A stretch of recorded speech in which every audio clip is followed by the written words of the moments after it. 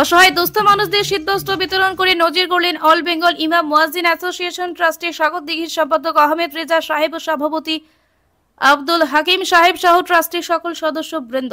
All Bengal ইমাম মুয়াজ্জিন association and charitable trust একের পর এক বিভিন্ন কর্মসূচির মধ্য দিয়ে মানুষের পাশে থাকছেন। আজকে বুধবার ট্রাস্টের সকল সদস্যকে নিয়ে ট্রাস্টের সম্পাদক আহমেদ রেজা সাহেব ও সভাপতি হাকিম সাহেব সাগরদিঘির হাতিশালা গ্রামে 100 জন অসহায় দুস্থ মানুষদের হাতে শীতবস্ত্র তুলে দেন। শুধু আজকেই শীতবস্ত্র বিতরণ নয়, কিছুদিন আগে সাগরদিঘিতেও প্রায় 400 জন অসহায় দুস্থ মানুষের হাতে শীতবস্ত্র তুলে দেন অল বেঙ্গল ইমাম মুয়াজ্জিন অ্যাসোসিয়েশন অ্যান্ড চ্যারিটেবল ট্রাস্টের সম্পাদক আহমেদ রেজা সাহেব ও সকল সদস্য বৃন্দ।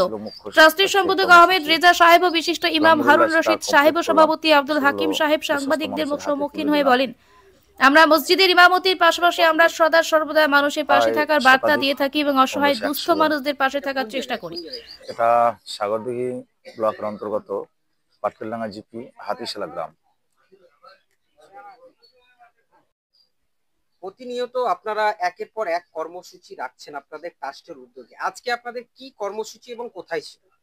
আজকে আমাদের কর্মসূচি ছিল, প্রধান যেটা কর্মসূচি সেটা হলো শীত বস্ত্র বিতরণ। এটা আমরা করলাম সাগরদিঘি ব্লকের অন্তর্গত পাটকেলডাঙ্গা জিপির অধীনে হাতিশালা গ্রামে। এখানে আমরা যারা অসহায় দুস্থ মানুষ তাদেরকে আমরা শীত বস্ত্র তুলে দিলাম আমাদের সংগঠন পক্ষ হইতে।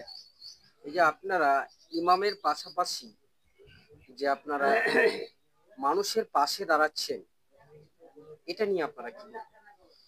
আমরা এর আগেও করেছি, শুধু আজকেই নয়, এর আগেও করেছি। ইমামতি শুধু আমরা করি না, যারা ইমাম সাহেব মসজিদে তারা যে শুধু নামাজই পড়ান আজান দেন সেটা নয়, ইমাম মসজিদরা আজান নামাজ পড়ার বাইরেও যেগুলো ভালো কাজ তাদের সঙ্গে সেই কাজের সঙ্গে আমরা যুক্ত থাকি আর কি।